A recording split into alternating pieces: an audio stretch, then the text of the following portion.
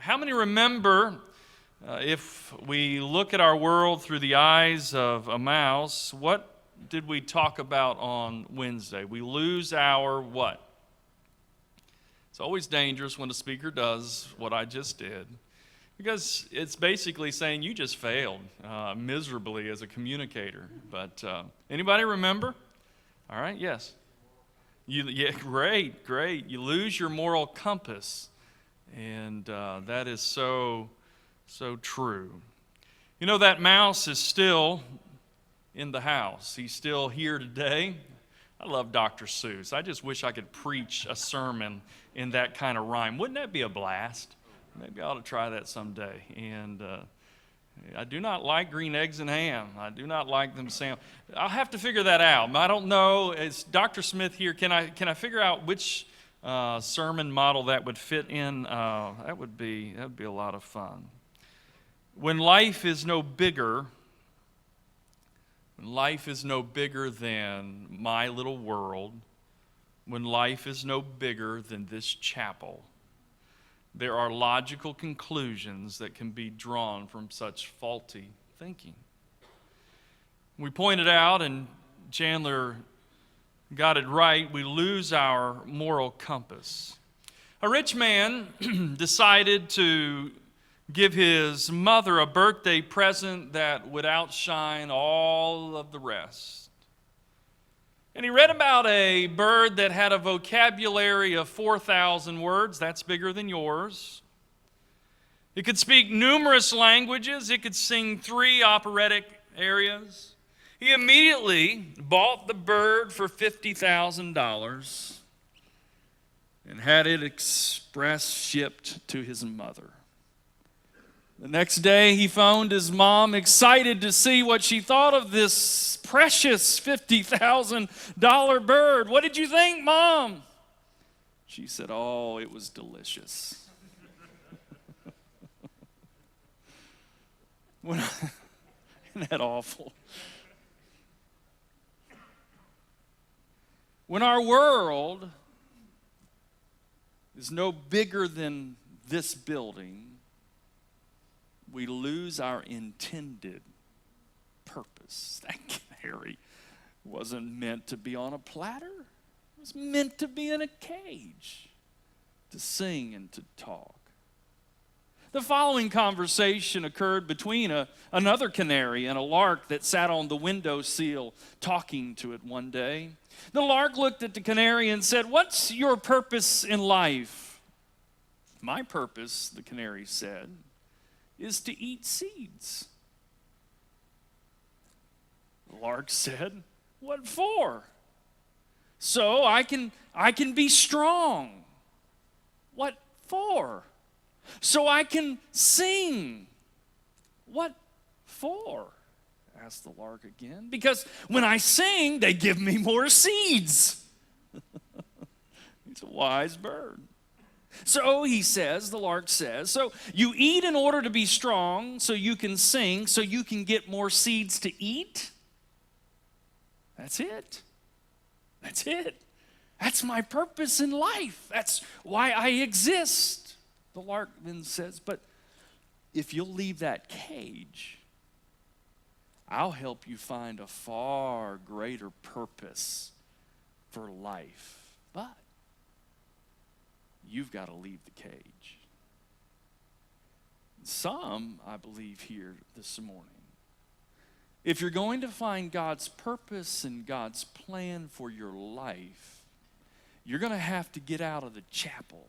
You're going to have to get out of your world. You're going to have to leave the cage that you have created for yourself in order to find His purpose and His plan. But we're fooled into thinking that our purpose for existence is for the little seeds that are tossed into our cage every now and then. Yet every person, I believe, every person deep down in your heart this morning has a desire for something bigger than just living for yourself.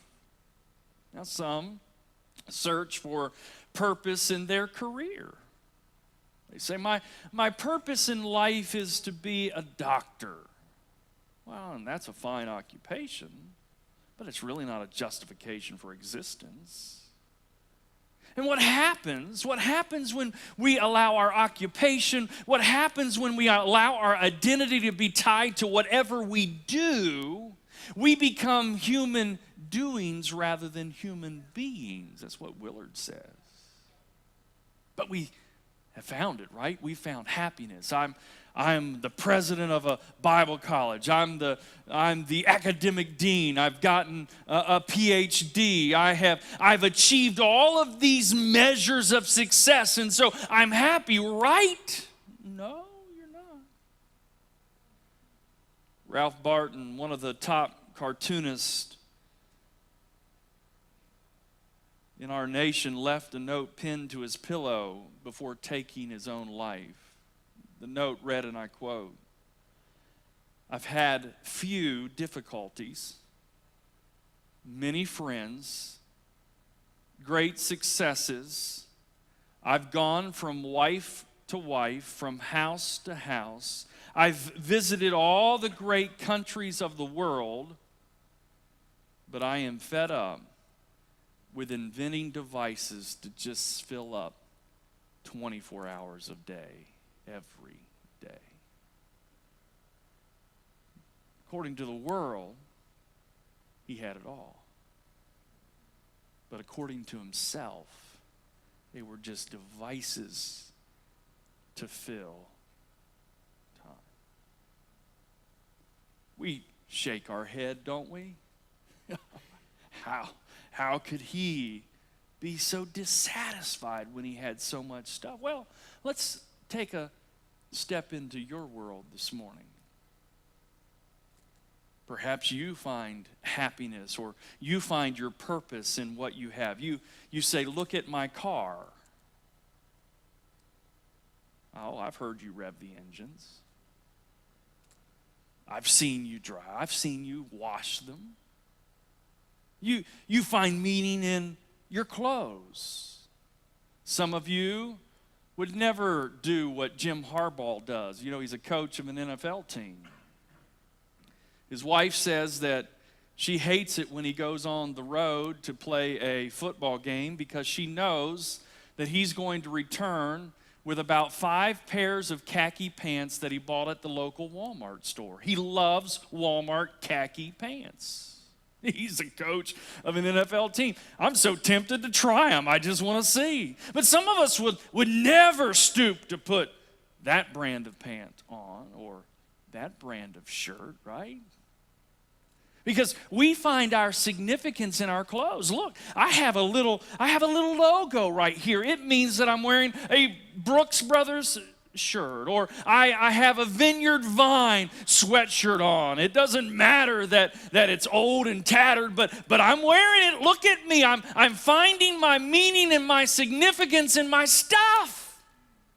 And when you back out of that world for a moment, and when you look at it from God's perspective, when you look at it from an eternal perspective, you have to just scratch your head and say, like the lark to the canary, if you'll just leave the cage, there's a whole lot more to the world than just an accumulation of junk. You say, the car's not important, clothes, well, it could be your boyfriend or your girlfriend.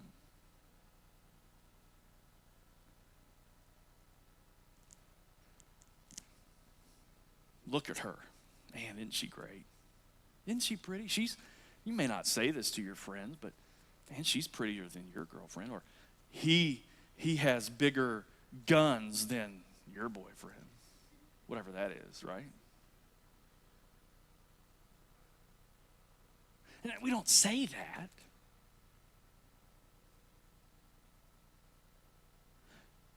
But how many times, I don't know, and maybe this is a rabbit trail, but how many times are, in my mind, the high quality boys, men, and ladies overlooked because there may be some kind of superficial flaw? Now, you have to be attractive, okay? It would be an awful thing to say every morning, "Oh, what was I thinking?" That would be bad.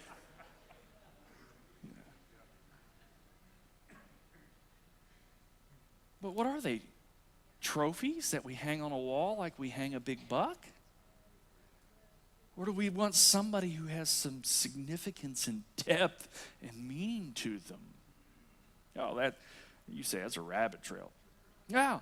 You know, some of us may not have done this in our own lives, but what about our parents? We've seen it in our parents' lives. We search for meaning and significance in our children. I get tired of talking to parents about their kids coming to school here and saying, oh, no, my kid's going to be a lawyer. Like that's more important than a pastor or an educator or somebody who loves Jesus with all their heart, soul, mind, and strength. I like lawyers. I have them that I call. I called one the other day about a matter, and she quickly got back with me, and she said, oh, don't do what you're about to do. I said, thank you. That's why I called you. I like them. I like people who have that legal mind. But I like people who are surrendered to Jesus a whole lot more, who understand that while God may call me to be an attorney, or while God may call me to be a doctor, while God may call me to be a nurse, or whatever it happens to be, I'm not against any of those professions. We need them all. We need Christians in every single one of them. I am interested in people living out the Great Commission in their lives. So parents push their kids to live out their dreams. Oh, I didn't have a lot of money in the bank, and so if you get one of these high-paying occupations, then you're going to be okay. And I'll be really proud when I talk to my friends and I say, Scott, he's the CEO of a $35 million company. Isn't that great? Well, it's great if he loves Jesus and that's what Jesus wants him to do. It's terrible if he's outside of God's purpose and plan for his life. I would rather say, Scott pastors this small little church over in eastern Ohio, and there are a bunch of hicks over there. Hopefully nobody's from that part of the country. They're great people. I mean, they love and I want to move there when I retire. Whew. I'd rather say that knowing he loves Jesus him serving some corporation, flying around in a private jet. Scott, if you do that, would you give me free trips? He's telling me, not him, I'd have to pay. You know the drill. We look for purpose everywhere. How many points did your son score in the tournament?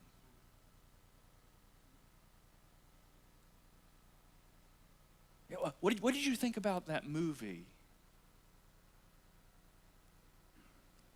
And so we find all of these things. You know what they are? They are simply mirages in the desert of purpose. Romans says it this way: they profess themselves to be wise, and yet they're fools. For a number of years, I have been fascinated with the Bermuda Triangle. Anybody acquainted with the Bermuda Triangle? It finds its axis in Miami, in San Juan, Puerto Rico, and Bermuda. It forms the triangle. And if you know anything about Bermuda Triangle, history tells us that it's been a place where ships have gone missing. It's famous for an entire squadron of airplanes. I think in maybe World War I or II. I'm that exact. World War I or World War II, man. That's precise. Anyway, there was a squadron of planes that went missing, and so it's kind of famous for that. And I have a pilot friend, and at that time he flew right through the Bermuda Triangle twice, maybe 3 times a week.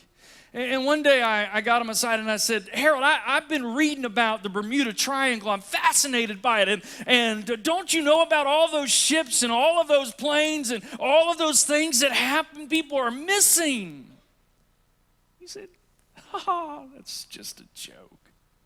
I said, no, I've got books. He said, I'm not doubting that they're missing, but there's nothing significant about the triangle. He said, there's no black hole that people just kind of run into. I said, what do you think? What is your conclusion then? He said, it's simple. Okay, great. I mean, there's been volumes of books and all kinds of research on the Bermuda Triangle. My pilot friend has it figured out, and I think perhaps he may. He said, if I got in my airplane here in Fort Pierce and I decided I was going to fly to the Bahama Islands. Now remember, at certain points, I think it's West Palm Beach, from West Palm Beach to the outlying islands of the Bahamas, it's only like 60 to 90 miles away. It's not far. He said, but if I get in Fort Pierce, now Fort Pierce is a little north, and I fly to the Bahamas, and he says, my heading on my airplane is only off 10 degrees. He said, do you know, by the time I get to the Bahamas, I will not even be able to see land. I will miss it that far. Well, that's impressive. I hope I fly a lot. I hope their headings are close. Reminds me of the time that it just happened recently. A Southwest airline was supposed to land in Springfield, Missouri, and ended up landing in Branson, Missouri. I don't know how that happens, but it did. It just happened 2 or 3 years ago. Missed the entire airport. Welcome to Branson.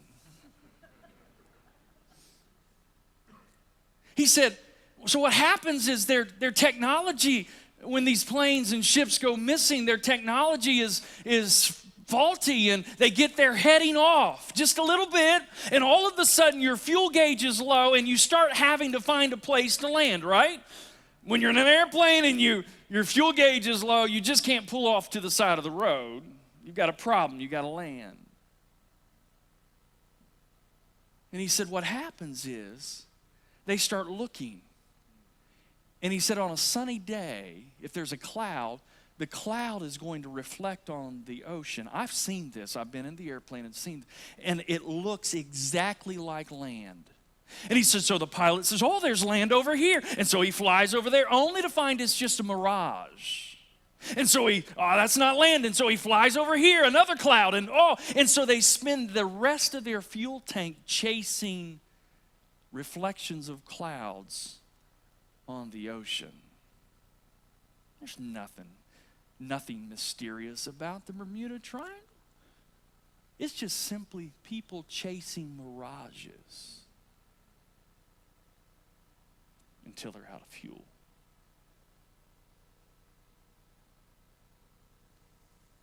No wonder how many people in life never find God's intended purpose for them because they're chasing one mirage after another.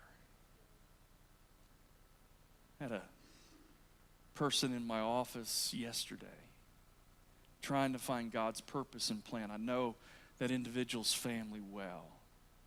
And he was saying, I just want God's plan in my life. But I have this opportunity over here. And I have this opportunity over here. And what about this opportunity? I said, oh, no, stop. Have you seen this happen in your family and this? It's because they're chasing happiness. Oh, I'll find it here. If I just have that occupation, if I just get that pay raise, if I just get this place of employment.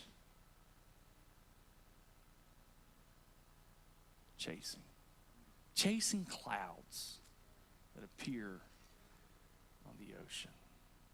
And it's no wonder, is it, why we find ourselves where we are as a nation?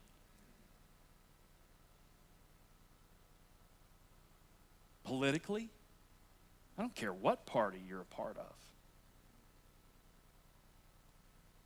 It's all about me and what makes me happy. If the earth is just a random piece of dust in the grand chasm of space, if we're nothing more than super developed apes, then no wonder when you ask them what their meaning and purpose in life is, they have no answer. Because they've adopted the chapel mouse view of the world. It's the world according to me.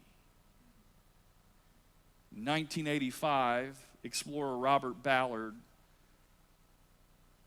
discovered the Titanic on the bottom of the ocean floor. He said, my direct view of the Titanic lasted for less than 2 minutes. But he said, there in that darkness, I saw the hull hovering above the ocean floor, and it will remain a part of my memory forever. He said, my lifelong dream was to find this great ship, and I spent 13 years searching the ocean floor for her. He said, but now, what had dominated my life was gone. He spent 13 years searching for a ship on the bottom of the ocean. He dreamed about doing it before he ever began his first expedition. The goal to find it drove him on and on and on. His purpose? I've got to find the Titanic. If somebody wrote an account of your life, what would they say your all-consuming purpose is or was?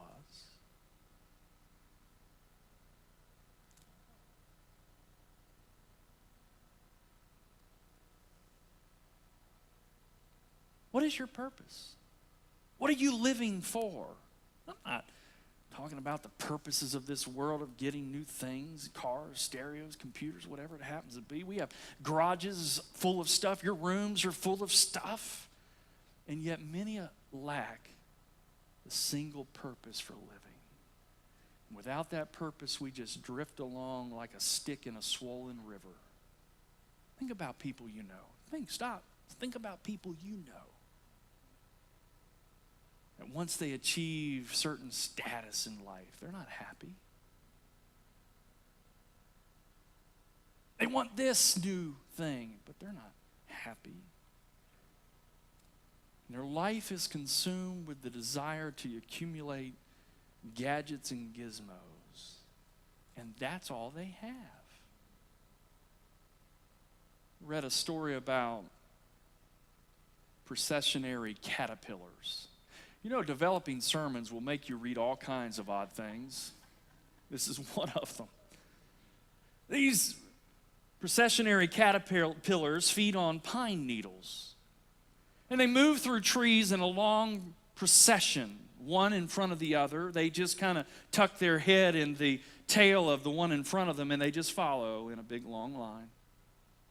And so one day a researcher was watching these caterpillars, and he thought, well, you know, I wonder what would happen if I could get these caterpillars to turn in a circle and I can complete it. Attach the last one with the first one and just put it. And so he got a large planter, and he put the caterpillars on top of this planter. Okay, can you see it in your mind? Caterpillars. And he's got them all connected just right, no space. And these caterpillars just kind of like children of Israel around Jericho, only they did it more than 7 times. It just kept going. You know, I don't know what's worse, the caterpillars or the guy watching them. They kept going. They kept going. He thought they'd get tired of it after a while. Right? I mean, I would. He thought that maybe they would see the pine needles that he had strategically placed right in the middle of the planter. I mean, after all, that's what they like. That's like going to Roost Chris Steakhouse for them, you know, pine needles. I don't know. Around and around and around. Same pace. They didn't slow down. For 7 days and 7 nights. Until they fell over and died of exhaustion and starvation. And now PETA is searching for this naturalist to arrest him for cruelty of animals. Food was close by, but it was just outside the range of their world. They just continued in their comfortable trot around the brim of the planter. Dumb caterpillars. I don't know. Dumb people. Mistaking mere activity for accomplishment and movement for meaning and plodding through life as their single purpose. There are people, even here today, who are doing nothing really but following the person in front of them. That's fine as long as it's Jesus. It's not him. You're just taking a trip. You see, I must remind you of what the Bible tells us in Ephesians chapter 2, verse 10. It gives us our purpose. He says, "For we are his workmanship." We're not merely something that just exists as a result of random things coming together. We're not here because we just happen to be the ones that survived over the course of billions of years and we just evolved into this state. No. He says, for we are his workmanship. Remember, if it's just about this building, we don't know that there's an architect and a builder. We are his workmanship. What does it say? Created in Christ Jesus unto good works, which God hath before ordained that we should walk in them. You see, you're not here by accident. You are God's handiwork, created for a purpose. Yogi Berra, a well-known catcher for the New York Yankees, and Hank Aaron, at that time was the chief power hitter for the Milwaukee Braves, were playing in the World Series. And if you know anything about Yogi Berra, you know that he never shut up. He just kept talking and talking and talking, and his quips are still famous to this day. And as normal, Yogi's behind the plate, he's catching. Hank Aaron comes to the plate, and Yogi's just talking, just trying to get their attention, just saying anything. Hey, look at that person up in the stands. Do you like their dress? Anything. This day, as Hank Aaron came to the plate, Yogi tried to distract him by saying, Henry, you're holding the bat wrong. You're supposed to hold the bat so that little circle with all of those letters those things are facing the pitcher. That's where the strength of the bat is. Come on, Hank, you need to do this. Aaron didn't say anything at all. But when the pitcher pitched, he planted the baseball in the left field bleachers. For those that don't know baseball, that's a home run. He rounded the bases, and as he came home, he stomped on home plate and looked at Yogi Berra and said, I didn't come up here to read. I came up here to hit.